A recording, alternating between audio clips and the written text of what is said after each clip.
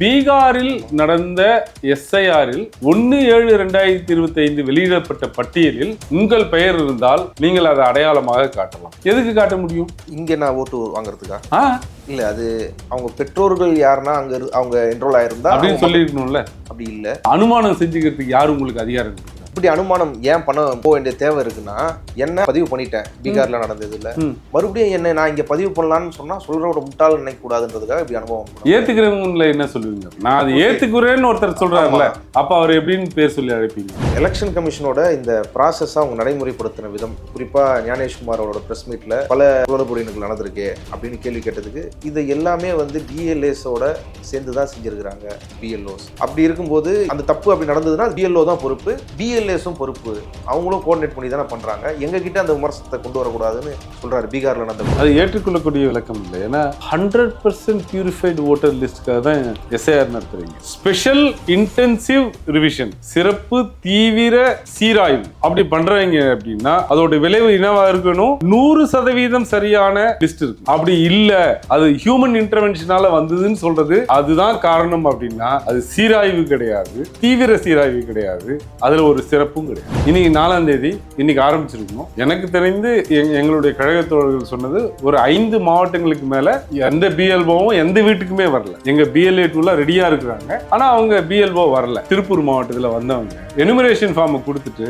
நாளைக்கு வருவேன் நீங்க ஃபில் பண்ணி வைக்கணும்னு சொல்றாங்க. எப்படி சாத்தியப்படுவாங்க? பிஆரோட அனுபவம் வேறையா இருக்கு. நிச்சயமா ஃபைனல் லிஸ்ட்லயே கிட்டத்தட்ட 47 லட்சம் அவங்க அதிகாரப்பூர்வமா சொல்றது வாக்காளர்கள் நீக்கப்பட்டிருக்கிறார்கள், தகுதியற்ற வாக்காளர்கள் சொல்லிட்டு 85 லட்சம் கிட்ட இருக்குன்னு சொல்லி பலர் அதை சட்டத்தின் உட்பட்டு அது போன்ற ஒரு அசம்பாவிதம் தமிழ்நாட்டில் நடக்கிறதுக்கு திராவிட முன்னேற்ற கழகம் அனுமதிக்காது. சில நேரங்களில் தவிர்க்க முடியாத ஆகிவிட்டால் நாம் அதை கை கட்டி வேகடிக்க பார்க்க கூடாது அப்படிங்கிறதா கழக தலைவர் முதல்வரோட எண்ணம். இஆர்ஓஸ்க்கு சிட்டிசன்ஷிப்பை சோதிக்கிற அதிகாரம் அவங்களுக்கு இருக்கா? அதுக்கு அந்த அதிகாரம் நிச்சயமா அதை சுப்ரீம் கோர்ட்ல அவங்க ஆர்கியூ பண்ணியிருக்காங்களே, எங்களுக்கு அது பவர் இருக்குதுன்னு சொல்லி கோர்ட் டினை பண்ணல. நீங்க எப்படி அது இல்லைன்னு தடை உத்தரவு கொடுக்கவில்லை என்பதனாலேயே உச்ச நீதிமன்றம் தேர்தல் ஆணையத்தினுடைய அனைத்து செயல்களையும் அப்ரூவல் கொடுத்துட்டு அர்த்தம் கிடையாது.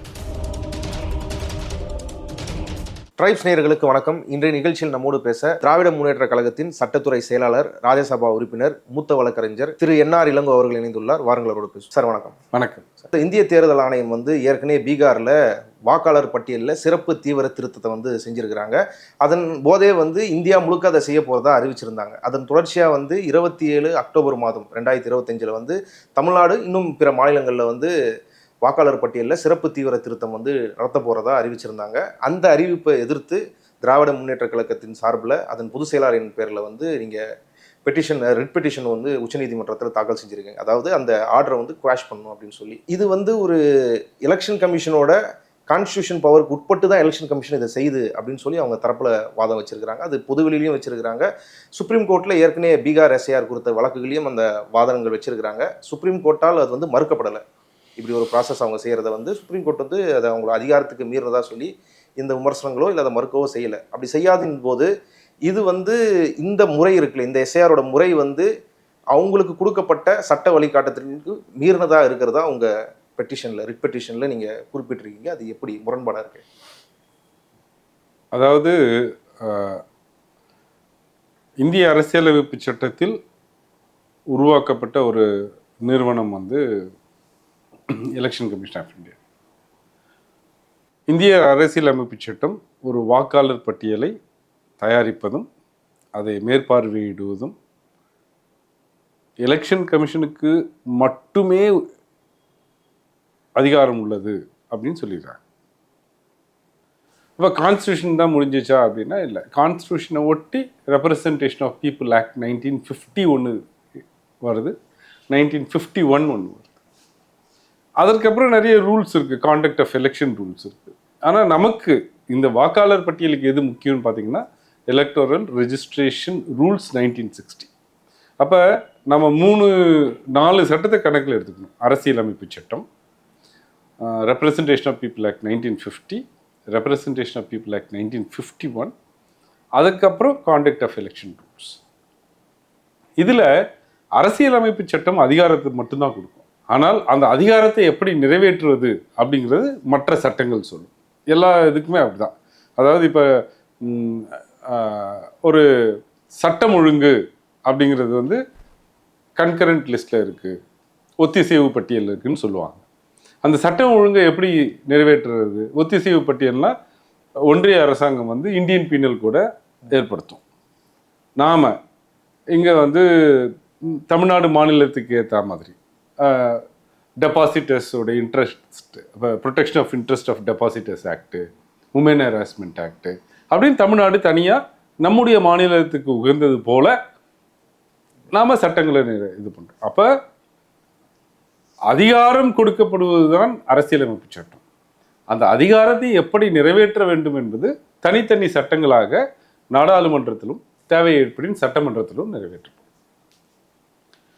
அப்போ ரெப்ரசன்டேஷன் ஆஃப் பீப்புள் ஆக்ட் 1950 என்ன சொல்கிறாங்க அப்படின்னு பார்த்தீங்கன்னா, எலெக்ஷன் கமிஷன் வந்து நாடாளுமன்றத்தில் விதிகள் உருவாக்கப்பட்டு அந்த விதிகளுக்கு உட்பட்டு தேர்தல் கமிஷன் நடத்தும்னு சொல்கிறாங்க. நாடாளுமன்றத்தில் 1960 எலக்டோரல் ரெஜிஸ்ட்ரேஷன் ரூல்ஸை உருவாக்கிட்டாங்க. அதில் இன்டென்சிவ் ரிவிஷன் சொல்கிறாங்க. ஆனால் ஒரு தொகுதிக்கோ அல்லது தொகுதியில் இருக்க சில பகுதிகளுக்கோ மட்டும்தான் அது அதிகாரம் கொடுத்துருக்குறாங்க.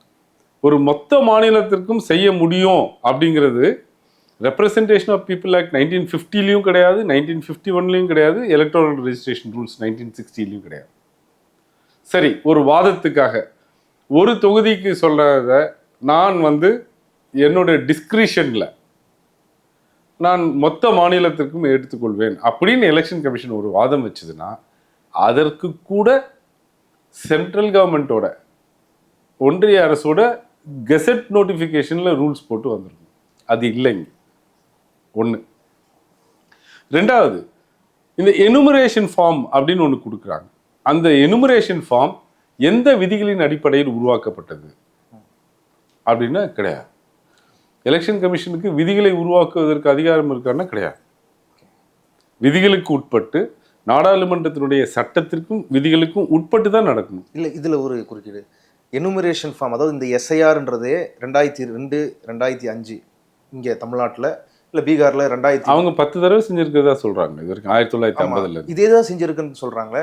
எனுமரேஷன் ஃபார்ம் இந்த ஃபார்ம்ல இல்ல அப்படி இல்லை, கொடுக்கப்படலை, காலவரையறையும் கொடுக்கப்படலை அப்படின்றது தெரிய வருது. ஆனால் திரும்ப திரும்ப எலெக்ஷன் கமிஷனும் இல்லை பாஜக சார்ந்தவர்களும் இதை சொல்லிட்டே இருக்கிறாங்களே. இதை பொய்ன்னு எடுத்துக்கிறதா இல்லை தெரியலன்னு எடுத்துக்கிறதா, எப்படி எடுத்துக்கிறது? அதாவது ஏற்கனவே இந்த மாதிரி கொடுத்துருக்கோன்னு சொல்றாங்க, ஆனா கொடுக்கலன்னு தெரிய வந்ததுன்னா அது பொய் தானே. அதுல இல்லை சொல்லக்கூடியவங்க அந்த மாரி இடத்துல இருக்காங்களே, அது ஒரு கான்ஸ்டியூஷன் பொறுப்புல இருக்காங்களே. எப்பொருள் யாரார் வாய் கேட்பனும் அப்பொருள் மெய்ப்பொருள் காண்பது.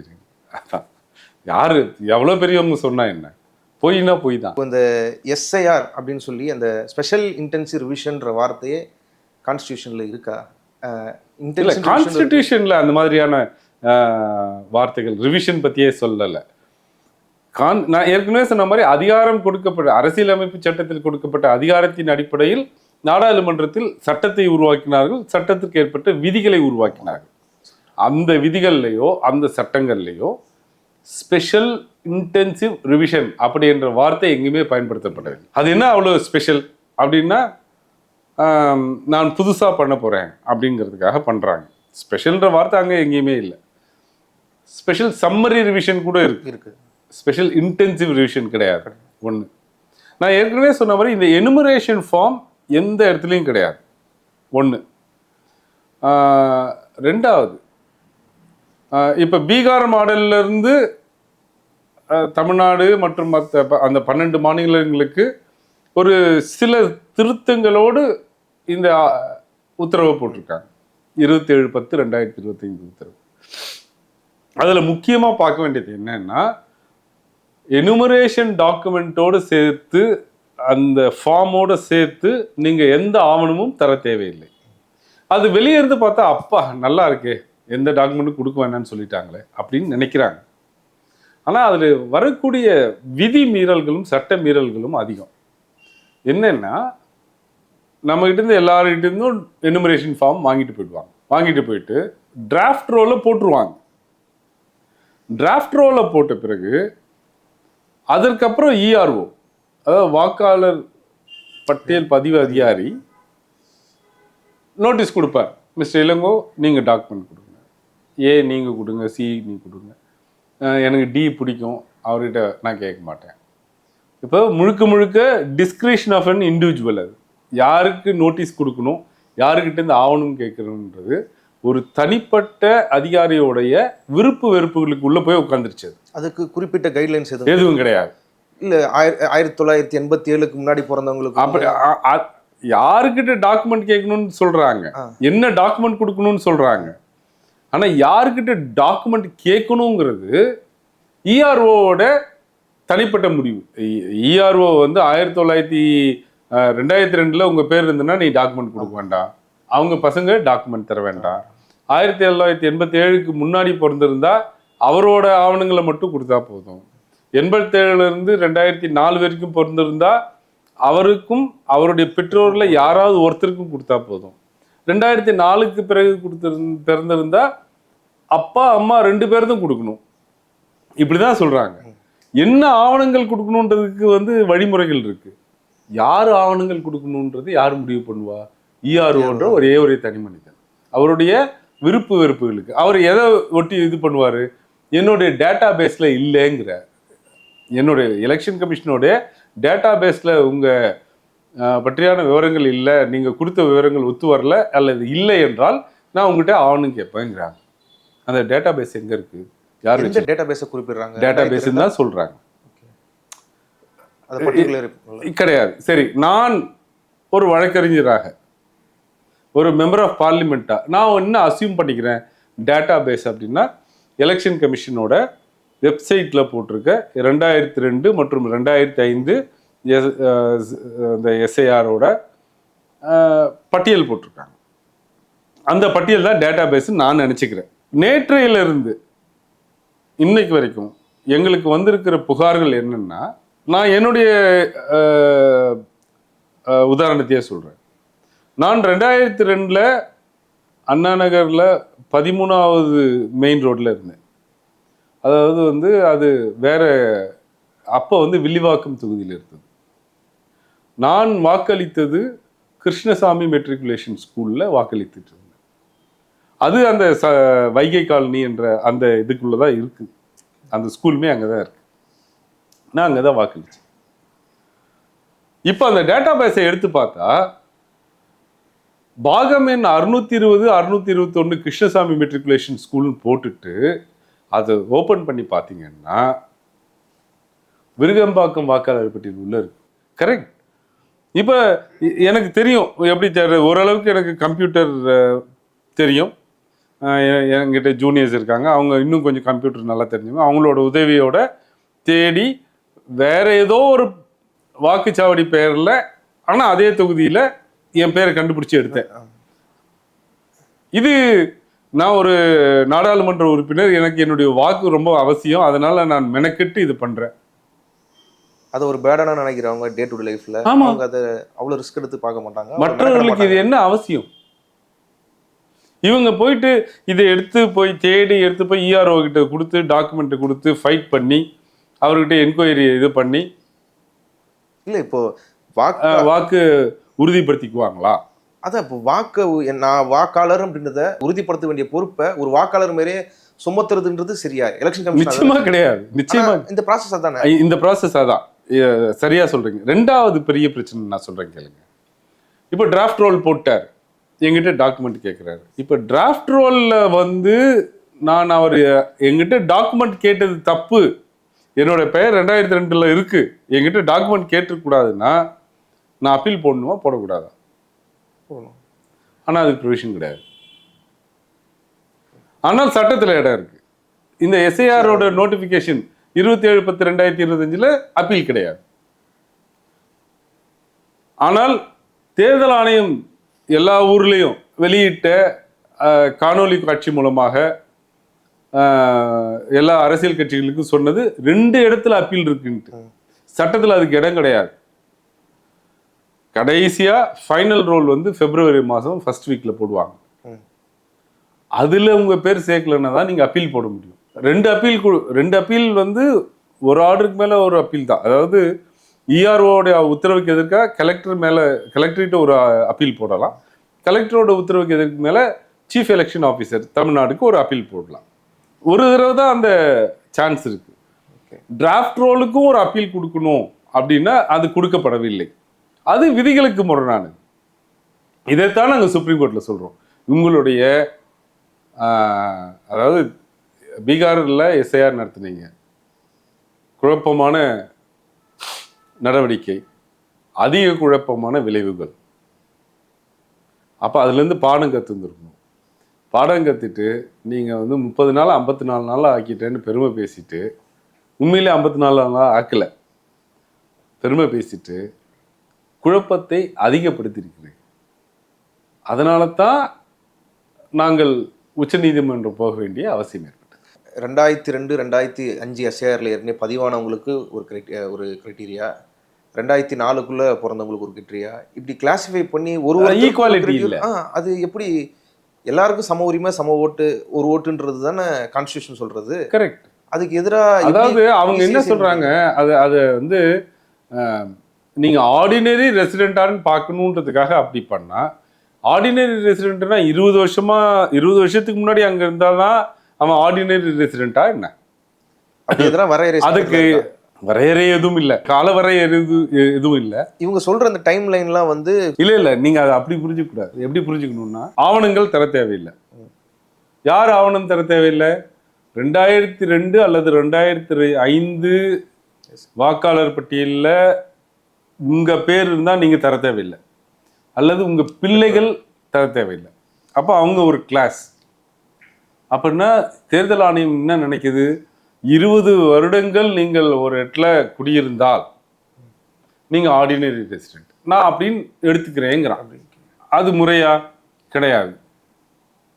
அதுக்கு நேர் எதிரா இது ஒரு அப்ரோச் தானே. ஒருத்தர் 20 வருஷம் இருந்தா நான் அவரை அந்த இடத்துல சாதாரணமாக குடியிருப்பவராக எடுத்துக்கொள்கிறேன் அப்படின்னு ஒரு அப்ரோச். ஆனால் 27/10/2025 13 ஆவணங்களை பட்டியலிட்டிருக்கிறார்.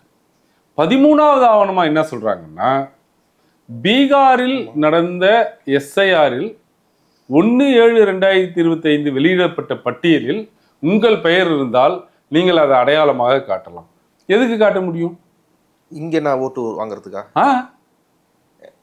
இல்ல, அது அவங்க பெற்றோர்கள் யாருன்னா அங்க அவங்க என்ரோல் ஆயிருந்தா அப்படின்னு சொல்லிருக்கணும்ல. அப்படி இல்ல அது யாரு அனுமானம் செஞ்சுக்கிறதுக்கு யாரு உங்களுக்கு அதிகாரம் கொடுக்குறா? இல்ல, அப்படி பண்ண முடியாது. அப்புறம் எப்படி அனுமானம் பண்ணிக்கிறீங்க? சட்டத்துல அனுமானம் பண்ணிக்கிறதுக்குன்னா சட்டம் சொல்லணும். நீங்க அப்படி அனுமானம் ஏன் பண்ண போக வேண்டிய தேவை இருக்குன்னா, என்ன அங்க நான் இங்க பதிவு பண்ணிட்டேன் பீகார்ல நடந்ததுல, மறுபடியும் என்ன நான் இங்க பதிவு பண்ணலாம்னு சொன்னா சொல்ற ஒரு முட்டாள் நினைக்க கூடாதுன்றதுக்காக இப்படி அனுபவம். ஏத்துக்கிறவங்கள என்ன சொல்லுவீங்க? அப்ப ஏத்துக்க முடியாம தான் அனுமானத்துக்கு இல்ல, நான் அதை ஏத்துக்குறேன்னு ஒருத்தர் சொல்றாருல்ல, அப்ப அவர் எப்படின்னு பேர் சொல்லி அழைப்பீங்க? அவரும் அப்படிதான். அதான் ஏங்க, நீங்க அதுல வந்து 1/7/2025 பீகார் வாக்காளர் பட்டியல்ல உங்க அப்பா அம்மா பேர் இருந்தா அதை நான் எடுத்துக்கிறேன்னு சொல்லியிருக்கணும்ல. சொல்லல. அப்பனா 1/7/2025 வரைக்கும் பீகாரில் ஆர்டினரி ரெசிடென்ட் என்று அறியப்பட்ட ஒருவர் நவம்பர் மாதத்துல தமிழ்நாட்டிலேயோ கேரளாலேயோ பாண்டிச்சேரியிலையோ அல்லது இந்த எந்த 12 மாநிலத்திலையும் போய் வாக்காளர் ஆக முடியும்னா அது எப்படி சரியா இருக்கும்? 2 மாசத்துல. அப்ப இவர் எப்படி இங்க ஆர்டினரி ரெசிடென்ட் ஆவார்? அப்ப அவங்களுக்கு 5 மாசத்துல பிரிஞ்சு அங்கிருந்து இங்க வந்துட்டா அவர் வந்து ஆர்டினரி ரெசிடென்ட். இங்கேயே இருக்கிறவங்களுக்கு 20 வருஷம் நீங்க இங்க இருந்தீங்கன்னு சொன்னாதான் ஆர்டினரி ரெசிடென்ட். இல்லாட்டி நீ டாக்குமெண்ட் கொடுக்கணும்னா என்ன நியாயம் அது? இல்ல, இதோட இன்டென்ஷன் என்னவா இருக்கும்னு பாக்குறீங்க? பீகார்ல என்னால அசியூம் பண்ண முடியல. உண்மையிலேயே என்னால அதை அசியூம் பண்ண முடியல. அது வந்து ஒரு தெளிவற்ற நடவடிக்கையா தான் பார்க்கிறேன். அதுக்கு விளக்கங்களும் கொடுக்கப்படல. இதை நான் ஒரு தெளிவற்ற இதுக்கு எந்த இன்டென்ஷனும் நான் கற்பிக்க விரும்பல. ஆனால் இது மிகுந்த குழப்பத்தை விளைவிக்கக்கூடிய, குழப்பமான விளைவுகளை ஏற்படுத்தக்கூடிய ஒரு தெளிவற்ற விதிகள் மீறிய செயலாக தான் நான் பார்க்குறேன். தமிழ்நாட்டோட தேர்தல் அதிகாரி அவங்க என்ன சொன்னாங்கன்னா, நீங்கள் உங்கள் ஃபார்மை ஃபில் பண்ணி நீங்கள் சப்மிட், அதாவது என்யூமரேஷன் ஃபார்மை ஃபில் பண்ணி நீங்கள் சப்மிட் பண்ணலன்னா உங்களுக்கு வாக்குரிமை இருக்காது அப்படின்னு சொல்கிறாங்க. அப்படி மக்களை பார்த்து இல்லை ஓட்டர்ஸை பார்த்து அப்படி ஒரு எலெக்ஷன் அதிகாரி சொல்ல முடியுமா? அவங்க என்ன பண்ணுவாங்க, சீஃப் எலெக்ஷன் ஆஃபீஸருக்கு வந்து சட்டத்தில் எந்த அதிகாரமும் தரப்படவில்லை. அவங்க எலெக்ஷன் கமிஷன் என்ன சொல்றாங்களோ அதை நிறைவேற்றுறது மட்டும் இல்ல. கமிஷனோட கைடன்ஸ் தான் அவங்க சொல்றாங்க. கமிஷனே அப்படி சொல்ல முடியும்? கமிஷன் சொல்லக்கூடாது. எப்படி சொல்ல முடியும்? எனுமரேஷன் ஃபார்ம் ஃபில் பண்ணி கொடுக்காததுக்கு 1,01,000 காரணம். அவரு கல்யாணம் நிமித்தமா ஒரு 3 மாசம் எங்கேயாவது போயிருப்பாரு. பீகார்ல இருந்து இங்க டெம்பரவரியா எம்ப்ளாய்மெண்ட்டுக்கு வர மாதிரி அவர் ஏதாவது ஒரு ஊருக்கு போயிருப்பாரு. கம்பெனிகள்ல ஆன்சைட் எம்ப்ளாய்மெண்ட் ஒரு 6 மந்த்ஸ் வேற ஏதாவது ஊருக்கு அனுப்பிச்சிருக்கு, பெங்களூருக்கு அனுப்பிச்சிருந்துருக்கலாம், வெளிநாட்டுக்கு அனுப்பிச்சிருந்துருக்கலாம். சின்ன விபத்து ஏற்படுத்தி கால் நடக்க முடியாம ஹாஸ்பிட்டலைஸ் பண்ணி 2 மாசம் இருந்திருக்கலாம். 1000 காரணம் இருக்கு. ஒரு மனிதன் தன்னுடைய வீட்டில் 1 மாசம் கண்டினியூஸா இல்லாம இருக்கிறதுக்கு 1000 காரணம் இருக்கு. நம்ம வீடுகளில் இயல்பா நடக்கக்கூடியது தானே. உறவினர் வீட்டில் திருமணம் நடந்தாலோ அல்லது ஏதாவது துக்க நிகழ்வுகள் நடந்தாலோ வீட்டிலிருந்து எல்லாம் போய் ஒரு 10 நாள் 15 நாள் அவங்களோட இருக்கிறது இயல்பான ஒரு செய்தி தானே. தமிழிசை சவுந்தரராஜன் அவங்க வந்து சொல்றாங்க, ஒரு பிஎல்ஓ வந்து 1000 பேர் சொல்றாங்க, கணக்கு போட்டா 1200 பேர் பார்க்கணும் அப்படின்றாங்க. அது வந்து ஒரு 30 நாள்ன்றது அது ஈஸி தானே, அதுல என்ன கஷ்டம்? இந்த டைம் பீரியட் வந்து ஏன் ரொம்ப குறுகலான பீரியடு, இதுல இது நடைமுறைக்கு சாத்தியமே இல்லைன்னு சொல்லிட்டு ஏன் பேசணும்? இது வந்து ஒரு பயத்தின் வெளிப்பாட்டில் பேசுறாங்கன்றாங்க. அதாவது இதை இப்படி பார்க்கலாம். அவங்க அது எந்த பேசிஸில் சொன்னாங்கன்னு எனக்கு தெரியல. பிஎல்ஓ போயிட்டு அரசியல்வாதிகள், எம்பி, கவர்னர் அவங்கள மட்டுமா பார்க்க போகிறாங்க? இல்லை. இப்போ கவர்னருக்கு தெரியும், எம்பிக்கு தெரியும், எம்எல்ஏக்கு தெரியும், கவுன்சிலர்கள் கூட இது புரிஞ்சுப்பாங்களான்றது எனக்கு சந்தேகமாக இருக்குது. ஏன்னா அவங்க இந்த மாதிரியான சட்டங்களை அவங்களுக்கு அதிக பழக்கம் படாதவங்க. சரி, அவங்க அரசியலில் இருக்காங்க, அதனால அவங்களுக்கு புரியும். அதை தாண்டி அடுத்த சர்க்கிள் இருக்காங்களா, அவங்க தான் அதிகம். கரெக்டா? பிஎல்ஓ போயிட்டு வணக்கங்க நான் எனுமரேஷன் ஃபார்ம் கொடுக்க வந்திருக்கேன் கொடுத்துட்டு போயிடுவார். எனக்கு தெரியும், படித்த உங்களுக்கு தெரியும். ஏன்னா நீங்கள் பத்திரிகை துறையில் இருக்கீங்க, இதை பற்றி நிறைய தெரிஞ்சு வச்சுருக்கீங்க. எம்எல்ஏஸுக்கு தெரியும், கவுன்சிலர்ஸுக்கு தெரியும், மேயர்ஸுக்கு தெரியும், கவர்னர்ஸுக்கு தெரியும், மினிஸ்டர்ஸுக்கு தெரியும். அதை தாண்டி இருக்கவங்க, அவங்க வீட்டில் இருக்கவங்க வந்து ஏதோ எனுமரேஷன் ஃபார்ம்னு கொடுத்துட்டு போனார்னா பிஎல்ஓ போய் பார்த்துட்டு தான் வரணுமா என்ன? விதிகளோ இந்த ஆர்டர் அப்படி சொல்லலை. பிஎல்ஓ ஒவ்வொரு வீட்டுக்கும் போய் அவர்களுக்கு எனுமரேஷன் ஃபார்மை பற்றி எடுத்து சொல்லி அவர்களுக்கு அதை நிரப்புவதற்கு பூர்த்தி செய்வதற்கு உதவி செய்ய வேண்டும்னு சொல்கிறாங்க. 3 தடவை போயிருக்கணும்ன்றது சொல்கிறாங்க. ஒரு பிஎல்ஓ ஒரு பார்த்துட்டு வர்றதுக்கும் நாங்கள் சிறப்பு தீவிர சீராய்வு நடத்துகிறோம், உங்களுடைய வாக்குரிமையை பாதுகாக்க வேண்டும், இந்த வாக்குரிமையை பாதுகாக்கணும்னா நீங்கள் எனுமரேஷன் ஃபார்ம் தரணும், எனுமரேஷன் ஃபார்ம் ஃபில் பண்ணணும்னா நீங்கள் 2002 வாக்காளராக இருந்திருக்கணும், இல்லை உங்கள் அப்பா அம்மா வாக்காளராக இருந்திருக்கணும், அவங்க எந்த தொகுதியில் இருந்தாங்களோ அதை எடுத்து நீங்கள் எங்கள்கிட்ட இதில் பூர்த்தி செஞ்சு கொடுக்கணும். அப்படி இல்லாட்டி நீங்கள் ஆவணங்கள் கேட்கும்போது கொடுக்க வேண்டும்ன்ற சொல்லிட்டு போனோம் அப்படின்னா அது அவருக்கு புரியணும்னா எவ்வளோ நேரம் போதுமா? 1600 பேருக்கு இல்லையே, நான் குடும்பத்துக்கு ஒருத்தருக்கு சொல்லிட்டு போறேன் அப்படின்னா அது சட்டப்படி சரியானதா இருக்குமா? சரி. அப்ப குடும்பத்துல யாராவது ஒருத்தர் குற்றம் புரிந்தால் மொத்த குடும்பத்தையே தூக்கி உள்ள வச்சிட முடியுமா? அது எப்படி சாத்தியம் இல்லையோ அதே மாதிரி சட்டப்படியான அறிவிப்புகளுக்கும் சட்டப்படியான நடைமுறைகளுக்கும் குடும்பத்துக்கு ஒருத்தருக்கு சொல்லிட்டு போயிட்டேன் அது எல்லாருக்கும் பொருந்தும்னு சொல்ல முடியுமான்னா சொல்ல முடியாது சட்டத்து பிரகாரம். இது கூட புரியாம பேசினாங்கன்னா நம்ம என்ன பண்ண? இந்த ப்ரெஷர்ஸ் வந்து அதிகமா பிஎல்ஓஸ் மேலதான் நிச்சயம் போகுது. அரசு விடுமுறைகள் அதிகமா வருது, இதை கணக்கில் எடுக்கணும்னு நீங்க பெட்டிஷன்ல சொல்லியிருக்கீங்க. அரசு விடுமுறையில் அவங்க லீவில் இருப்பாங்களா இல்லை இந்த வேலையை செய்வாங்களா? எலெக்ஷன், அதாவது இந்த தேர்தல் நடவடிக்கைகள் ஆரம்பித்து விட்டால் அனைத்து அதிகாரிகளும் ஊழியர்களும் தேர்தல் ஆணையத்தினுடைய ஊழியர்களாக கருதப்படுவாங்க. அப்போ அவங்களுக்கு லீவ் டிக்ளேர் பண்ணுறது வந்து தேர்தல் ஆணையம் தான் பண்ணும். அவங்க லீவ் கொடுக்கலன்னா லீவ் கொடுக்கல தான். ஆனால் இது தமிழ்நாட்டோட முக்கியமான பண்டிகைகள், அதை பற்றி அவங்களுக்கு என்ன கவலை? அந்த கவலை இருந்திருந்தால் அதை உள்நோக்கி பார்த்துருந்தாங்கன்னா அது உள்வாங்கி இருந்தாங்கன்னா இந்த காலகட்டத்தில் செஞ்சிருக்க மாட்டாங்கல்ல. இல்லை, அது எந்த அளவுக்கு கன்சிடர் பண்ணுவாங்கன்னு நினைக்கிறீங்க? ஏன்னா அது வெறும் பிஎல்எஸோட பிரச்சனை மட்டும் கிடையாது. நீங்கள் போய் அங்கே ஓட்டர்ஸை வந்து ரீச் பண்ண முடியாது, அவங்களை என்கேஜ் பண்ண முடியாது. அது ஒரு முக்கியமான காரணமாக திராவிட முன்னேற்ற கழகத்தினுடைய மனுவில் நாங்கள் குறிப்பிட்டிருக்கோம். சரிங்க சார். இப்போது இஆர்ஓஸ்க்கு வந்து சிட்டிசன்ஷிப்பை வந்து முதல்ல சோதிக்கிற அதிகாரம் அவங்களுக்கு இருக்கா இதில்? ஆனால் இவங்க முதல் விட்ட அந்த நோட்டிஃபிகேஷன் பீகார் அப்போ விட்ட 25/6 நினைக்கிறேன், அப்போ 24/6 அப்போ விட்ட நோட்டிஃபிகேஷன்லேயே வந்து அவங்க இன்டென்ஷனில் ஒன்றா என்ன சொல்கிறாங்கன்னா, கிட்டத்தட்ட பல 20% கிட்ட சட்டவிரோதமாக குடியேறினவர்கள் வந்து பீகாரில். இந்த நோட்டிஃபிகேஷன் நீங்கள் படிச்சீங்கன்னாலும் ஃபர்ஸ்ட் ஆர்டர்லேயே இந்த 27/10/2025 நோட்டிஃபிகேஷன் 24/6/2025 பீகாருக்கு கொடுக்கப்பட்டதனுடைய அடிப்படையில் கொடுக்கப்படுகிறது சில மாற்றங்களுடன். அப்ப இதுலயும் அந்த நோக்கம்தான். என்ன, சட்டவிரோதமாக குடியேறியவர்களை நாங்கள் பார்த்து அவங்களை ஒதுக்கி வச்சிருவோம். அதுக்கு அந்த அதிகாரம் நிச்சயமா அதை சுப்ரீம் கோர்ட்ல அவங்க ஆர்கியூ பண்ணியிருக்கிறாங்களே, எங்களுக்கு அது பவர் இருக்குதுன்னு சொல்லி கோர்ட் வந்து டினை பண்ணல. நீங்க எப்படி அது இல்லைன்னு சொல்லி? கோர்ட் இன்னும் டினை பண்ணல. அதுதான் இப்ப பிரச்சனை. அந்த வழக்கு இன்னும் நிலுவையில் இருக்கிறது. வழக்கு இன்னும் நிலுவையில். அந்த ப்ராசஸ் நிப்பாட்டல இல்ல அவங்க. அதாவது இப்படி வச்சுக்கோங்களேன், காமன் மேனுக்கு புரியுற மாதிரி நான் சொல்றேன். ஒரு வழக்குல ஒரு இடைக்கால தடை கொடுக்குறாங்கன்னு வச்சுக்கோங்க. அப்படின்னா அந்த வழக்கு யாருக்கு ஆதரவாக தடை கொடுத்தாங்களோ அவங்களுக்கு ஆதரவாக தான் இறுதி தீர்ப்பும் வருன்றது நிச்சயமா என்ன?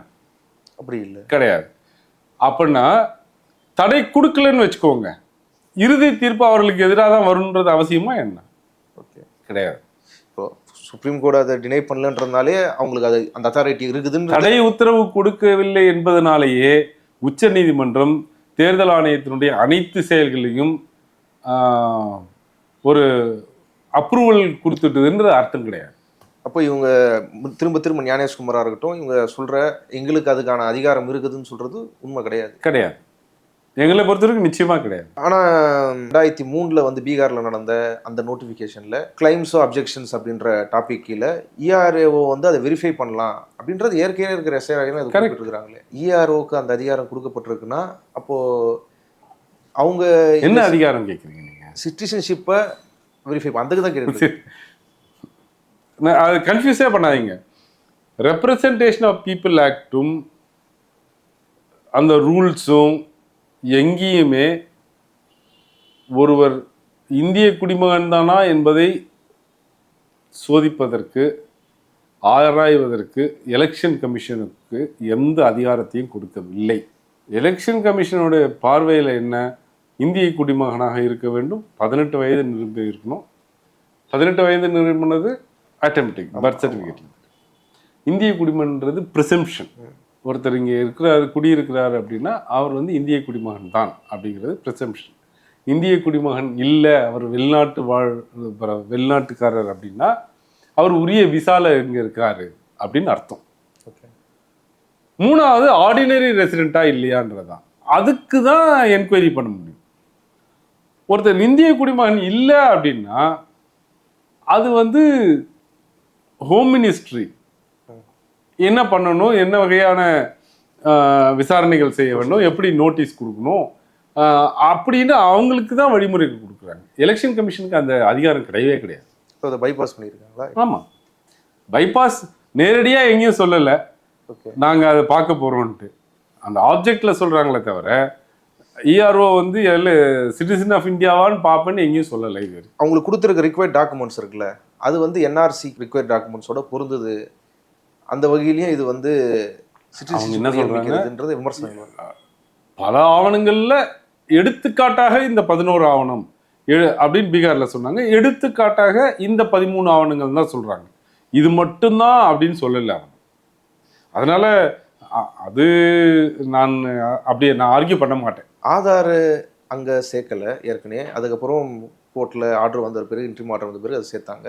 இதுல ஆதார் சேர்த்திருக்காங்க, ஆனா அதுல ஏதோ ஒரு ரைடர் வச்சிருக்காங்க. அதுதான் சொல்றேன். அதாவது அந்த ரைடர்ல ஒண்ணுமே கிடையாது. It's not a rider at all. அது ஒரு ப்ராப்ளம் இல்லை. ஆனால் என்ன பிம்பத்தை உருவாக்குகிறார்கள் அப்படிங்கிறது தான் பிரச்சனை. ஏன் திருப்பி நான் சொல்றேன், இது வழக்கறிஞர்களுக்காகவோ நீதிபதிகளுக்காகவோ பத்திரிகைகளுக்காகவோ அரசியல்வாதிகளுக்காகவோ அல்ல. இது ஒரு சாதாரண குடிமகனுக்கு அவன் எடுத்து படிச்சான்னா அவனுக்கு அது புரியணும். அவன் புரியாம இதுல பார்ட்டிசிபேட் பண்ணாமலே போறதுக்கான வாய்ப்பு இதுதான். அதுதான் நீங்க பெட்டிஷன்ல எக்ஸ்கிளூஷன் அதிகமா இருக்குன்றத நிச்சயமா. இந்த நடைமுறை இந்த எஸ்ஐஆர் ப்ராசஸ் வந்து தப்புன்றத நீங்க சொல்றீங்க. பல இடத்துல உங்க பெட்டிஷன்ல குறிப்பிட்டிருக்கிறீங்க.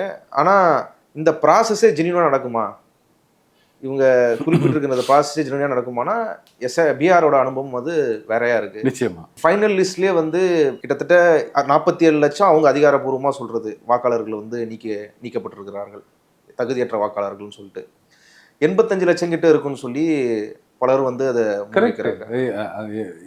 அதாவது ஏற்கனவே வாக்காளர் பட்டியலிருந்து நீக்கப்பட்டவர்களாக தேர்தல் ஆணையம் ஒப்புக்கொள்ளப்பட்டது 47 லட்சம். எத்தனை தகுதியுள்ள வாக்காளர்களை, புதிய வாக்காளர்களை நீங்க சேர்க்காம விட்டுட்டீங்கன்ற கணக்கு யாருக்கிட்ட இருக்கு? அதையும் சேர்த்து அவங்க 85 லட்சம் சொல்றாங்க. இல்லை, நாங்கள் பீகாருக்கு அதை ஆய்வு பண்ண போயிருந்தோம். அங்கே எல்லா கட்சிகள்கிட்டையும் தலைவர்கள்கிட்டையும் பேசியிருந்தோம், மக்களையும் பார்த்துருந்தோம். அவங்க எல்லாரும் சொல்றதுன்னா ஒரு 50% மக்களை கூட, அதிகபட்சமே ஒரு 50% மக்களை கூட இவங்க ரீச் பண்ணியிருக்க மாட்டாங்க. பாட்னால நாங்கள் மெயின் ரோட்லேயே எல்லாருக்கிட்டையும் கேட்டோம். ஏங்க முடியாதுங்க. நீங்க வாக்காளர்கள் யாரு? மிஷினா? நீங்க ஃப்ரிட்ஜு, வாஷிங் மிஷின் மாதிரி ஒரு இடத்துல ஃபிக்ஸ் பண்ணால் அங்கேயே இருக்க போகிறவங்களா? சென்னை போன்ற நகரங்களில் கணவன் மனைவி 2 பேருமே வேலைக்கு போகிற வீடுகள் தான் அதிகம். கரெக்டாக? பசங்களும் காலேஜ் முடிச்சுட்டு பார்ட் டைம் வேலைக்கு போகிறாங்க. குழந்தைகள் வேலைக்கு ஸ்கூலுக்கு போயிடுவாங்க, காலேஜுக்கு போயிடுவாங்க. இப்போ வீட்டில் யாருமே இல்லாமல் பூட்டி இருக்கிற வீடுகள் பகல் நேரங்களில் அதிகம். நீங்கள் சென்னையில் பார்த்தீங்கன்னா, கிராமப்புறங்களில் போனீங்கன்னா கணவனும் மனைவியும் சேர்ந்து விவசாய தொழிலுக்கு போகிறவங்க தான் அதிகம்.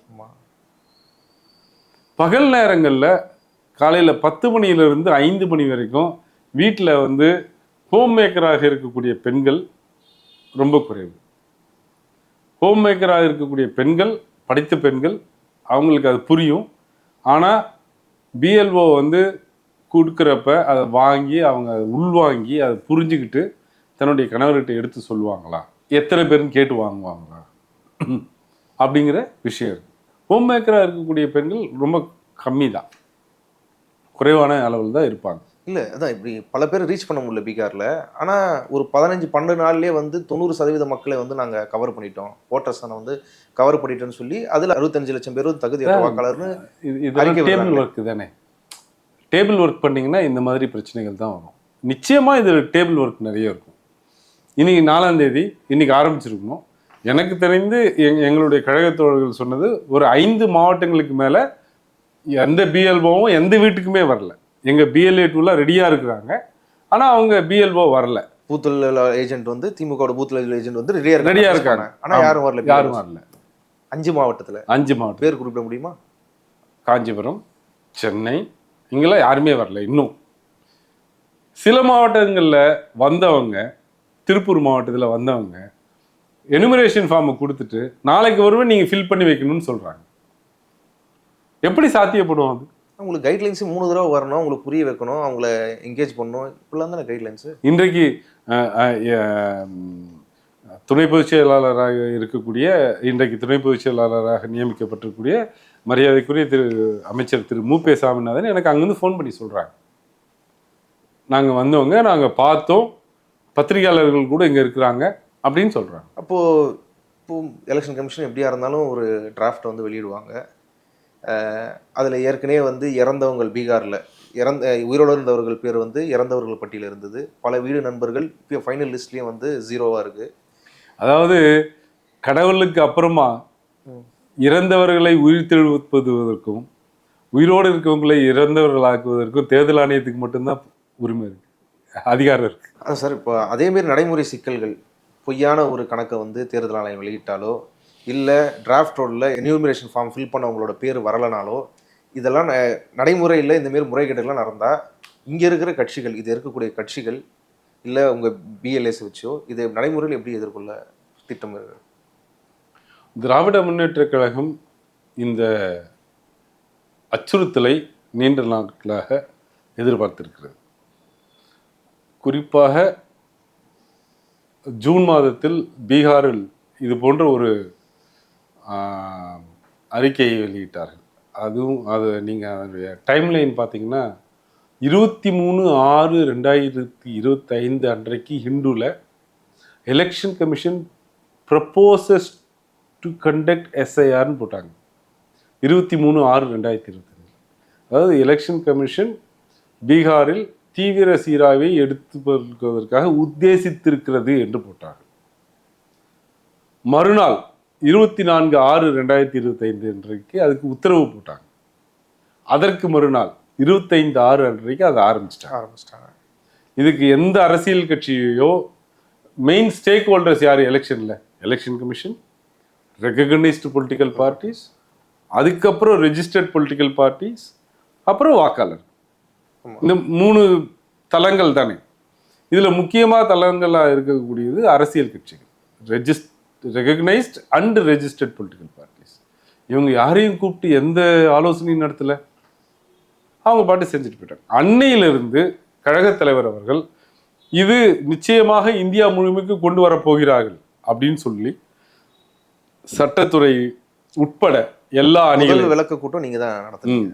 திராவிட சட்டத்துறை உட்பட அனைத்து அணிகளையும், ஐடி விங்க, லீகல் விங், அதுக்கப்புறம் மாவட்ட செயலாளர்கள், மண்டல பொறுப்பாளர்கள் எல்லாரையும் நியமித்து எஸ்ஐஆர் என்பதை பற்றி பீகார் மாநிலம் முழுக்க தெரிந்து கொள்ள வைத்து இது எங்கே வந்தால் எப்படி சமாளிக்கணும் அப்படின்னு சொல்லிட்டு ஒன்றிய, நகர, பேரூர் மற்றும் கிளை, வட்ட செயலாளர் வரைக்கும் இந்த விஷயத்தை எடுத்து சொல்லி அங்கங்கே விளக்க கூட்டங்கள் வச்சு பீகாரில் இப்படி நடக்குது, பீகாரில் இப்படி நடந்ததுனால 65 லட்சம் வாக்காளர்களுக்கு மேலே நீக்கப்பட்டிருக்கிறார்கள், இங்கே வந்தால் நீங்கள் என்ன பண்ணணும், எந்த தகுதி பெற்ற வாக்காளரும் விடுபடக்கூடாது, எந்த தகுதியற்ற வாக்காளரும் சேர்க்கப்படக்கூடாது அப்படிங்கிற அந்த ஒன்லைனை வச்சு எல்லாருக்கும் அதை விளக்கி சொல்லி என் வாக்கு என் உரிமை என்ற ஒரு ஸ்லோகனை வச்சு எல்லா இடத்துலையும் கூட்டங்கள், தலைவரே போய் எல்லா இடத்துங்களையும் பேசி நாங்கள் தயாராக இருக்கிறோம். மனு போடுறது உச்சநீதிமன்றத்தின் மீது இருக்கக்கூடிய நம்பிக்கையால் இந்த ஒரு சட்டத்துக்கு விரோதமான, அரசியலமைப்பு சட்டத்துக்கு விரோதமான ஒரு முறையை அவர்கள் ஒப்புக்கொள்ள மாட்டார்கள் என்ற ஒரு நம்பிக்கையில் உச்சநீதிமன்றத்துக்கு போயிருக்கு. சில நேரங்களில் தவிர்க்க முடியாத ஆகிவிட்டால் நாம் அதை கை கட்டி வேடிக்கை பார்க்கக்கூடாது அப்படிங்கிறதான் கழகத் தலைவர் முதல்வரோட எண்ணம். அதற்காக ஏற்கனவே எங்கள் கட்சி தொண்டர்களையும் அந்த பொறுப்பில் இருக்கவங்களையும் நாங்கள் தயார்படுத்தி வச்சுருக்கோம். நான் தான் கொஞ்ச நேரத்துக்கு முன்னாடி சொன்னேன்ல, இன்னைக்கு கிரவுண்டில் எங்கள் ஆளுங்க இருந்தாங்க, BLA 2 தயாராக இருந்தாங்க, BLOs வரல. நீங்கள் அதை மானிட்டர் பண்ண முடியும், அசஸ் பண்ண முடியும் மக்களுக்கு, இல்லை BLOs கோஆர்டினேட் கூட பண்ண முடியும். ஏற்கனவே அந்த 67 லட்சம் பேர் எக்ஸ்க்ளூட் பண்ணதுன்றது ஒரு டெஸ்க் ஒர்க்குன்னு சொன்னீங்க. அதேமாரி டெஸ்க் ஒர்க் தான் இங்கேயும் நடக்க போகுது. ஃபீல்டில் நடக்கிறதுக்கும் வர ரிப்போர்ட்டுக்கும் சம்மந்தம் இருக்குமானா அதிகபட்சம் வாய்ப்பு இருக்க போகிறது இல்லை. சட்டத்திற்கு உட்பட்டு சட்டத்தில் இருக்கும் வழிமுறைகளை பின்பற்றி அது போன்ற ஒரு அசம்பாவிதம் தமிழ்நாட்டில் நடக்கிறதுக்கு திராவிட முன்னேற்றக் கழகம் அனுமதிக்காது. அதிமுக சார்ந்தவர்கள் திமுகவோ மற்ற கட்சிகளோ இது எதிர்க்கிறாங்களே, இது சரியில்லைன்னு சொல்லி, அதுக்கு என்ன சொல்கிறாங்கன்னா, அதாவது பாஜக ஆதரவான ஓட்டை வச்சுட்டு மற்ற ஓட்டை டெலீட் பண்ணுவாங்க, இல்லை இந்த ப்ராசஸ் சரியில்லைன்ற ஒரு விமர்சனத்துக்கு இது தமிழ்நாடு கவர்மெண்ட்டுக்கு கீழே தானே இருக்கிறாங்க இந்த ஆஃபீஸஸ்லாம், BLOஸ்லாம். அப்படி இருக்கும்போது இது அவங்க எப்படி இப்படி நடக்குதுன்னா தமிழக அரசு அவங்களும் நிறைய வருடங்கள் ஆட்சியில் இருந்திருக்காங்க. அது ஒரு புது கட்சி ஒன்றும் கிடையாது. அவங்களுக்கு கூட அது தெரிலன்னா அப்புறம் சாதாரண மக்களுக்கு என்ன தெரியும், பாவம். தேர்தல் ப்ராசஸ் ஆரம்பிச்சுட்டு இந்தந்த அதிகாரிகள் தேர்தல் கமிஷன் எடுத்துக்கிச்சுன்னா அவர்கள் தமிழக அரசுடைய அதிகாரிகளாகவோ ஊழியர்களாகவோ கருதப்பட மாட்டார்கள். அவங்களுக்கு உத்தரவுகள் கொடுப்பதும், அவங்கள டைரக்ஷன் கொடுக்கறதும், மேற்பார்வையிடுவதும் எல்லாமே தேர்தல் ஆணையம் தான் பண்ண முடியும். இந்த அடிப்படை புரிதல் கூட இல்லாமல் அதிமுகவில் பேசினாங்கன்னா நம்ம அவங்களுக்கு என்ன பதில் சொல்ல முடியும்? கலெக்டர் மீட்டிங் முடிச்சுட்டு வாசலில் ப்ரெஸ் மீட்டிங் சொல்கிறாங்க. ஆமாம், பார்த்தேன், நானும் பார்த்தேன். அது இந்த அடிப்படை புரிதல் இல்லைன்னா, இத்தனைக்கும் 72 துவங்கப்பட்டு பல ஆண்டுகள் இங்கே ஆட்சி அதிகாரத்தில் இருந்தவங்க, அவங்களுக்கே இந்த புரிதல் தான் இருக்கும்னா அவங்கள பார்த்து பரிதாபப்படாமல் வேற என்ன பண்ண முடியும்? இப்போ நீதிமன்றத்தில் இந்த வழக்கை முறையிட்டு இருக்கிறீங்க, அதை ரிட் பெட்டிஷன் போட்டிருக்கீங்க, இதை கிராஷ் பண்ண சொல்லி. நீதிமன்றத்தில் ஏற்கனவே பீகார் SAR வழக்கு விவாதங்கள் நடந்ததில் நீதிபதிகளோட கமெண்ட்ஸாக இருக்கட்டும், அப்சர்வேஷனாக இருக்கட்டும், இந்த டாக்குமெண்ட்ஸ் குறித்து, PAN card Aadhaar card, voter ID இது போன்ற எல்லாருக்கிட்டே இருக்கிற டாக்குமெண்ட்ஸு கேட்காம மெட்ரிகுலேஷன் டாக்குமெண்ட்ஸ்லாம் கேட்குறது, சர்டிஃபிகேட்ஸ்லாம் கேட்குறதுன்றது பெரிய நம்பரில் எக்ஸ்க்ளூட் ஆகும் அப்படின்னு சொல்லி வழக்கறிஞர்கள் வாதாடும் போது, அது நீங்கள் அந்த மாநிலத்தையே வந்து குறைச்சி மதிப்பிடுறீங்க. மெட்ரிகுலேஷன் சர்டிஃபிகேட்டோடு இல்லாமல் அவ்வளோ பேர் இருப்பாங்களா? ஐஏஎஸ் ஐபிஎஸ் ஆஃபீஸர்லாம் இப்படி வராங்கன்னு கொடுக்குற கமெண்ட்ஸாக இருக்கட்டும். இது ஒரு ஓட்டர் ஃப்ரெண்ட்லி 11 டாக்குமெண்ட்ஸ் இருக்குது, அதில் எதனா ஒன்று தானே கொடுக்க போகிறோம் அப்படின்னு சொல்லி அதை ஜஸ்டிஃபை பண்ணி அது ஒரு ஓட்டர் ஃப்ரெண்ட்லின்னு சொல்லி கொடுக்குற கமெண்ட்டாக இருக்கட்டும். இது ஒரு ட்ரஸ்ட் இன் டெஃபிஷியன்சி தான், மற்றபடி வேறு எதுவும் கிடையாது அப்படின்னு சொல்லியது. இதெல்லாம் வந்து எந்த மாதிரியான ஒரு நம்பிக்கையை இந்த தீர்ப்பில் எதிர்பார்க்க முடியும்? அந்த கேள்விகள்னால தான் எங்களுக்கு உச்சநீதிமன்றத்து மேலே அதிகமான நம்பிக்கை வருது. எப்படி சொல்கிறீங்க? நீதிமன்றங்களில் முதல்ல ஓரல் கமெண்ட்ஸ் சொல்கிறாங்க இல்லையா, அது தீர்ப்பு ஆகாது. ஆமாம், கரெக்ட் கரெக்ட். அது யாரையும் பைண்ட் பண்ணாது. ரெண்டாவது, ஒரு ஜட்ஜு கேள்வி கேட்குறார் அப்படின்னா வாதாடக்கூடிய வழக்கறிஞர்கிட்ட இருந்து அவருக்கு அதுக்கான உரிய விளக்கத்தையும் பதிலையும் எதிர்பார்க்கிறார். ஓகே, இதை அவர் கேட்காம மனசில் வச்சுக்கிட்டு தீர்ப்பில் எழுதிட்டு போயிடலாம்.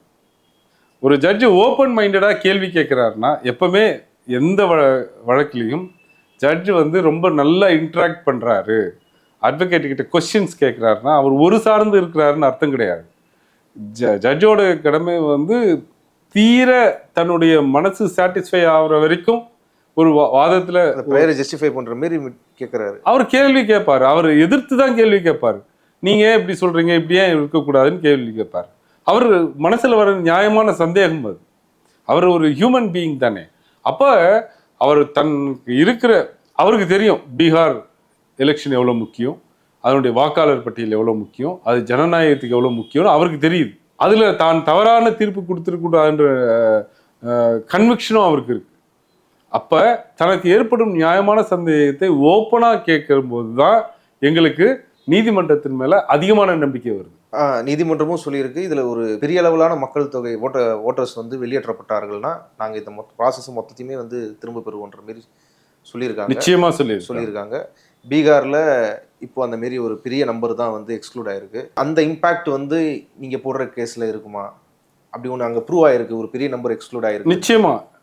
நிச்சயமா பீகாருடைய குளறுபடிகளும் அதில் வெளிவந்த முடிவுகளும் மற்ற மாநிலங்களுக்கான எஸ்ஐஆரில் ஒரு பெரிய தாக்கத்தை ஏற்படுத்தும் அப்படிங்கிறத நாங்கள் எதிர்பார்க்குறோம். எலெக்ஷன் கமிஷனோட இந்த ப்ராசஸாக அவங்க நடைமுறைப்படுத்தின விதம், அதை அட்ரஸ் பண்ண விதம், குறிப்பாக ஞானேஷ்குமார் அவரோட ப்ரெஸ் மீட்டில் பத்திரிகையாளர்கள் வந்து கேள்வி கேட்குறாங்க, இப்படி பல குளறுபடிகள் நடந்திருக்கு அப்படின்னு கேள்வி கேட்டதுக்கு இதை எல்லாமே வந்து பிஎல்ஏஸோட சேர்ந்து தான் செஞ்சுருக்கிறாங்க, பிஎல்ஓஸ். இது எதனா ரேண்டமாக நடந்திருக்கலாமே தவிர இது இன்டென்ஷனலாக ஏதோ ஒரு கட்சிக்கு ஃபேவராக நடக்கப்படலை. அப்படி இருக்கும்போது இது அந்த தப்பு அப்படி நடந்ததுன்னா அது பிஎல்ஓ தான் பொறுப்பு, பிஎல்ஏஸும் பொறுப்பு, அவங்களும் கோஆர்டினேட் பண்ணி தானே பண்ணுறாங்க, எங்ககிட்ட அந்த விமர்சனத்தை கொண்டு வரக்கூடாதுன்னு சொல்கிறாரு பீகாரில் நடந்த குழு. அது ஏற்றுக்கொள்ளக்கூடிய விளக்கம் இல்லை. ஏன்னா 100% பியூரிஃபைடு ஓட்டர் லிஸ்ட்டுக்காக தான் எஸ்ஐஆர் நடத்துகிறீங்க. அப்படி இல்லாட்டி நீங்கள் ஷார்ட் சம்மரி ரிவிஷன், சுருக்க சீராய்வு பண்ணலாம். மற்றவர்கள் காரணங்களாக இருக்கலாம், ஒரு இடையில் இருக்கக்கூடிய மனிதர்கள் செய்யக்கூடிய தவறுகள்னால இது போன்ற குளறுபடிகள் வரலான்னா அது பேர் ஷார்ட் சம்மரி ரிவிஷன், அது பண்ணிட்டு போகலாமே. ஸ்பெஷல் இன்டென்சிவ் ரிவிஷன், சிறப்பு தீவிர சீராய்வு அப்படி பண்ணுறாங்க அப்படின்னா அதுக்கு என்ன அர்த்தம், அதோட விளைவு என்னவா இருக்கணும், 100% சரியான லிஸ்ட் இருக்கணும். அப்படி இல்லை, அது ஹியூமன் இன்டர்வென்ஷனால வந்ததுன்னு சொல்றது சரியான காரணம் கிடையாது. அதுதான் காரணம் அப்படின்னா அது சீராய்வு கிடையாது, தீவிர சீராய்வு கிடையாது, அதில் ஒரு சிறப்பும் கிடையாது. கான்ஸ்டியூஷன் படி உங்களுக்கு தேர்தல் ஆணையத்துக்கு வந்து ஸ்பெஷலாக இந்தியாவோட தன்மையில் இருந்து இங்கே பல படிநிலையில் இங்கே சாதிகள் இருந்திருக்குது, மக்கள் பல்வேறு வகையில் ஒடுக்கப்பட்டிருக்கிறாங்க. இவங்கெல்லாம் ஓட்டு போடுற இடத்துக்கு வரணும் அப்படின்னாலே அவங்க எல்லாருமே வந்து டிராஃப்டில் சேர்க்கறது, வாக்காளர் பட்டியலில் சேர்க்கறதுன்றது முக்கிய கடமை, எலெக்ஷன் கமிஷனோட கடமையாக வந்து வரையறுத்துருக்குறாங்க. அது எந்த வகையிலையும் வந்து மிஸ் ஆகிடக்கூடாது, அவங்க ஓட்டு போடாமல் அவங்க நீக்கப்பட்டுறக்கூடாது அப்படின்றத, அந்த வாய்ப்பு அவங்களுக்கு மறுப்பு கட்டக்கூடாதுன்றது தான் மீண்டும் மீண்டும் வலியுறுத்திருக்கிறாங்க. நீங்கள் சொன்ன விளக்கங்கள், உங்கள் பெட்டிஷன் சொல்கிறது எல்லாமே அது எதிராக இந்த எஸ்ஐஆரோட நடவடிக்கை வந்து மக்கள் அதுலேருந்து வெளியேற்றுறது, அந்த வாய்ப்பு மறுக்கிறதா தான் சொல்லியிருக்கிறீங்க. இது எந்த அளவுக்கு ஒரு தேர்தல் ஆணையத்துக்கு நீதிமன்றம் மூலியமாவோ இல்லை மக்கள் மூலியமாவோ இதுக்கு எப்படி ஒரு பதில் கொடுக்கப்படும், இது எப்படி புரிய வைக்கப்படும்? சில நேரங்களில் நீதிமன்றங்களை விட மக்கள் மன்றங்கள் உண்மையாக சிறந்த தீர்ப்பு கொடுப்பாங்க. ஆனால் நீங்கள் சொல்லியிருக்க கேள்வியில் கேட்டிருக்க கேள்வியில் எவ்வளோ பெரிய முரணும் எவ்வளோ பெரிய பிரச்சனையும் இருக்குதுன்னு கொஞ்சம் யோசிச்சு பாருங்கள். நீங்கள் வந்து என்ன சொல்கிறீங்க, ஒடுக்கப்பட்ட மக்களுக்கான வாக்களிக்கும் அதிகாரத்தை நீக்குவதாக இது இருக்குது அப்படிங்கிறீங்க. தமிழ்நாடு, பெரியார், அண்ணா, டாக்டர் கலைஞர், இந்திய அளவில் டாக்டர் அம்பேத்கர், எல்லா தலைவரும் அவங்களுக்கு வாக்களிக்கும் உரிமைக்காக போராடல, அவங்க வாக்களித்து தேர்ந்தெடுக்கப்படும் அதிகார இடத்துக்கு வரணும்னு நினைச்சாங்க. நாம் இப்போ அதிகாரத்தை பற்றி பேசல, வாக்களிக்கும் உரிமைக்கே இந்த இடத்துக்கு கொண்டு போய் பின்னோக்கி பிஜேபி அரசும் தேர்தல் ஆணையமும் நம்மளை வச்சிருச்சு. வாக்களிக்கும் அதிகாரம் சொல்ல ஆரம்பிச்சிட்டோம். வாக்களிப்பது உரிமை, வாக்காளராக இருப்பது உரிமை, அதையே அதிகாரம் அப்படின்ற அளவுக்கு நம்ம யோசிக்க வச்சுட்டாங்க நம்மள பிஜேபியும் தேர்தல் ஆணையம். அதுதான் ரொம்ப கவலைக்குரிய விஷயம். இத்தனை தலைவர்கள் இந்த இந்திய நாட்டையும் குறிப்பாக திராவிட இயக்கத்தை சார்ந்த பெரியாரும் அண்ணாவும் டாக்டர் கலைஞரும் இதை எவ்வளோ தூரம் முன்னோக்கி கொண்டு போய் வச்சாங்களோ அங்கேருந்து மொத்தமாக பின்வாங்கி, இப்போ நீ வாக்காளராக இருக்கிறதே உனக்கு பெரிய அதிகாரம், அது கூட நான் தான் கொடுக்கணும் அப்படின்ற இடத்துக்கு கொண்டு வந்துட்டாங்க. இது ரொம்ப வேதனைக்குரிய விஷயம். ஆனால் மக்கள் நிச்சயம் நல்ல தீர்ப்பு கொடுப்பாங்க. இது அரசியல் ரீதியாக எப்படி பார்க்க முடியுமா? நீங்கள் கேட்குற டாக்குமெண்ட்ஸ்லாம் கொடுக்கக்கூடிய நிலைமையில் இருக்கிறவங்க எப்படிப்பட்டவங்களா இருப்பாங்க, என்ன மாரி சமூக பின்னணி கொண்டவங்களா இருப்பாங்க, கொடுக்க முடியாத இருக்கிறவங்கள என்னென்ன மாரி சமூக பின்னணி இருப்பாங்க, இவங்களெல்லாம் வந்து வாக்குரிமை அற்ற மக்களாக வெளியேற்றுறதுன்றது அது ஒரு நாளும் நடக்கக்கூடாது. அது நடந்துருச்சுன்னா, பீகாரில் நடந்திருக்கு. ஆமாம், அது நடந்துருச்சுன்னா தமிழ் சமூகம், தமிழ்நாடு இவ்வளோ தூரம் மேலே போனதுக்கான ஒரு பொருளே இருக்காது, அர்த்தமற்றமாக போயிடும். அதற்காக தான் திராவிட முன்னேற்ற கழகம் இதில் எந்த குளறுபடி, இந்த தவறு நடக்கக்கூடாது, தவறான நடைமுறை நடக்கக்கூடாதுன்னு வழக்கு தொடுத்திருக்கோம். களத்திலையும் நாங்கள் அந்த தவறை நடக்க விட மாட்டோம். அதற்கான உரிய பயிற்சிகளையும் ஏற்பாடுகளையும் கழகத் தலைவர் அவர்கள் செஞ்சுக்கிறார். எலெக்ஷன்றது ஒரு வார் தான் அப்படின்னு சொல்லியிருந்தீங்க. அது எல்லாரும் சொல்லக்கூடிய விஷயமும் கூட. அது இப்போது வாருன்றது 2 கட்சிகள் மத்தியில் இருக்கலாம், யார் வெளில போகிறது, யார் வாக்கு சேகரிக்க போகிறது அப்படின்றது, யார் ஆட்சி அமைக்க போகிறதா இருக்கும். ஆனால் இப்போது நடக்கக்கூடியதுன்றது ஜனநாயகத்துக்கு எதிரான ஒரு போரா, வாருன்றது எதுக்குமான ஒரு வார் அப்படின்றத நீங்கள் எப்படி பார்க்குறீங்க? 2024 பாராளுமன்ற தேர்தலிலேயே நாங்கள் இது ஜனநாயகத்திற்கும் ஜனநாயகத்தை மறுப்பவர்களுக்குமான போர் அப்படின்னு தான் சொன்னோம். ஒரு கெட்ட வாய்ப்பாக மீண்டும் ஒன்றிய அரசுல வந்து பிஜேபி வந்துட்டாங்க. அப்போ அவங்க அந்த 10 வருஷமா ஜனநாயகத்தை, டெமோக்ரஸியை எப்படி காலி பண்ணணும், கான்ஸ்டிடியூஷனை எப்படி காலி பண்ணணும் அப்படின்றது வந்ததில் இப்போ இது அடுத்த முன்னெடுப்பாக இதை செஞ்சுருக்குறாங்க. அது கவலைக்குரிய விஷயம்தான். போர் என்பது அரசியல் அமைப்பை போற்றுபவர்களுக்கும் அரசியல் அமைப்பின் கீழ் நடப்புபவர்களுக்கும் அரசியல் அமைப்பை தூக்கி எறிய வேண்டும் என்று நினைப்பவர்களுக்குமான போர் இது. இதில் நிச்சயம் அறம் வெல்லும். நீங்கள் தமிழ்நாட்டில் அப்படி ஒரு குளறுபடி நடக்க விட மாட்டோம் இங்கன்னு சொல்கிறீங்க. ஆனால் டைமே இல்லையே, நீங்கள் கிளைம் பண்ணுறதுக்கோ அப்ஜெக்ட் பண்ணுறதுக்கோ போதுமான அளவு ஒரு பெரிய நம்பரில் எக்ஸ்க்ளூஷன் நடக்கும்போது அதை எப்படி கிளைம் பண்ண முடியும்? திமுக ஒரு வலிமையான கட்டமைப்பு வச்சிருக்கு. 68,000 வாக்குச்சாவடிகள், இப்போ 71, 72,000 வரும். அனைத்து வாக்குச்சாவடிகளுக்கும் BLA 2 இருக்காங்க. BLA 2க்கு மேலே கிளை செயலாளர்கள் இருக்காங்க. கிளை செயலாளர்களுக்கு மேலே ஒன்றிய செயலாளர்கள் இருக்காங்க, நகர செயலாளர் இருக்காங்க, பேரூர் கழக செயலாளர் இருக்காங்க, அவர்களுக்கு மேலே மாவட்ட செயலாளர் இருக்காங்க, அவங்களுக்கு மேலே மண்டல பொறுப்பாளர்கள் இருக்கிறாங்க, தலைமை கழகம் இருக்கு. பல்வேறு அணிகளில் குறிப்பாக தொழில்நுட்ப IT விங் இருக்குது, மகளிர் அணி இருக்கிறாங்க, வழக்கறிஞர் அணி இருக்குது. இவங்களுக்கு கான்சென்ட்ரேட்டடாக இவங்களுக்கு வந்து கிளாஸஸ் எடுத்துருக்கும். ஒரு வலிமையான கட்டமைப்பை வச்சிருக்கிறதுனால நாங்கள் எந்த ஒரு தகுதியுள்ள வாக்காளரையும் நீக்குவதை அனுமதிக்க மாட்டோம் அப்படிங்கிறதுல எனக்கு நிறைய நம்பிக்கை இருக்குது. இவ்வளோ நேரம் பொறுமையாக பல்வேறு கேள்விகளுக்கு பதிலளிச்சதுக்கு ரொம்ப நன்றி சார். தேங்க்யூ.